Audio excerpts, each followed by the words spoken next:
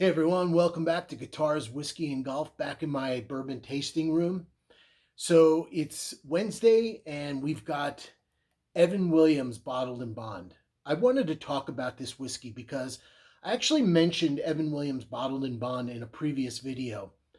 I did a video on some of the best whiskeys under $30, and Evan Williams Bottled in Bond was on that list.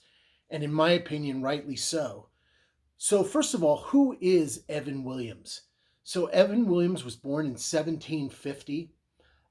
He immigrated from Wales to the United States and ended up settling in Kentucky.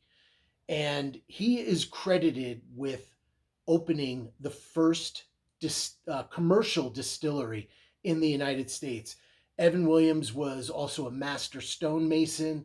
So, really important guy in the history of bourbon as basically the first person to own and operate and open a commercial distillery in the Kentucky area.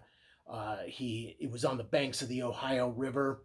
So Evan Williams is Bottled in Bond is a tribute to Evan Williams and his legacy and heritage. So this is a Bottled in Bond whiskey. So it's obviously 100 proof, and it's been aged at least 4 years, and it's from one distillery and one distilling season per the Bottled in Bond requirements. Evan Williams Bottled in Bond is also charcoal filtered, which actually I didn't really realize. Sometimes it's interesting just to pick up bottles and really start reading what's on them. Um, a lot of times it's a bunch of nonsense, but a lot of times it's got a lot of historical information. And in this case, there's information about Evan Williams. What I think is really cool too is the Evan Williams's signature is right there, which is an exact replica of his signature from an 18th century. So in the late 1700s, his signature on the distillation license that he was granted. So that's an exact replica of his signature on that distillation license from like 1783. And by the way, Evan Williams has another bourbon called 1783, which is to mark the date of that first commercial distillery. Really interesting, kind of one of the founding fathers of the bourbon industry. He's not a founding father of the United States, although he was a local politician in the Louisville area. But really, he was a builder, a master stonemason, and then started distilleries, etc. So interesting history. Evan Williams, by the way, is owned by Heaven Hill. And so let's get into this. First of all, this can be readily available. You will see this in literally every liquor store. It's a bottom shelfer, but it's amazing. So, this can be had for $17. So let's get into this a little bit. It's got a classic bourbon nose. There's caramel.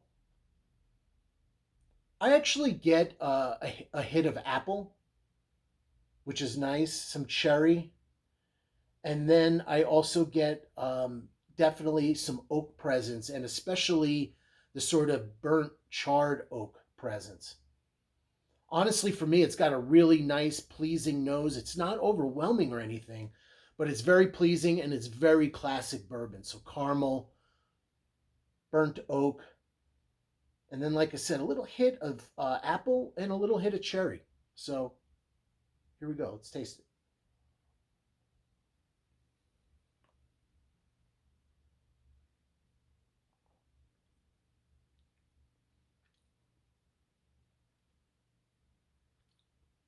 Yeah, I really like this bourbon. I love to, and forgive me for the long gap there, but I love to take a little sip of bourbon and then just let it dissipate across my whole palate. So I find that when I drink bourbon, I like to take little sips and then just let the sip just dissipate across my whole palate, both the front, middle, and back palate. It has a very nice long finish. Again, classic bourbon notes. I'm getting a lot of oakiness, but it's not bitter, and it's also not drying on the palate. So, and I'm getting a little bit of that fruity tone of the apple and cherry.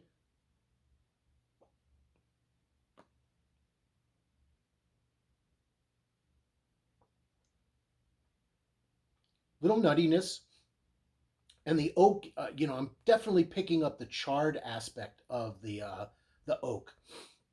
So really, really good bourbon. And at 17 bucks, guys, if you are just starting a bar cart, or actually, in my opinion, this has to be on everybody's bar cart. At 100 proof, it's perfect for cocktails because it's got enough power to it that a cocktail won't drown it out and overwhelm it. So it's got enough proof. It certainly has enough flavor and depth to it. And at 17 bucks, I don't see why a bottle of Evan Williams Bottled and Bond wouldn't be on everybody's bar cart. We're all getting raked over the coals with bourbon and rye prices these days. And the reason for that is number one is our demand for the product and our FOMO, our fear of missing out. So we're chasing all these bottles because we don't want to miss out on something great. So we all have FOMO, and our demand for bourbon and rye right now is insatiable. But the other thing that is triggering these crazy prices is that virtually every major distillery is going through an expansion product that's probably close to doubling their production. But along the Bourbon Trail in Kentucky, they're all building these gigantic visitor centers and large scale distilleries and new rick houses and bars and restaurants. They're all creating restaurants. Basically, what they're doing is creating a customer experience, and they're trying to make Bardstown and that Louisville and the general Kentucky area a destination, and it's becoming that. People are traveling to the Kentucky Bourbon Trail like crazy, and so these distilleries are building, like I said, visitor centers, new production facilities, beautiful upscale bars, and beautiful restaurants. And so, guess who's funding all that? You and me, buying all this whiskey at exorbitant rates. But that's why they're charging those rates, because they're in these expansion modes, building restaurants and visitor centers and all this stuff, and trying to attract people down to the Bourbon Trail. So, that's reality today. Whiskey has gotten very expensive, but I really applaud Heaven Hill and Evan Williams because they're making a quality bottled and bond whiskey here. Like I said, 100 proof, aged 4 years, charcoal filtered.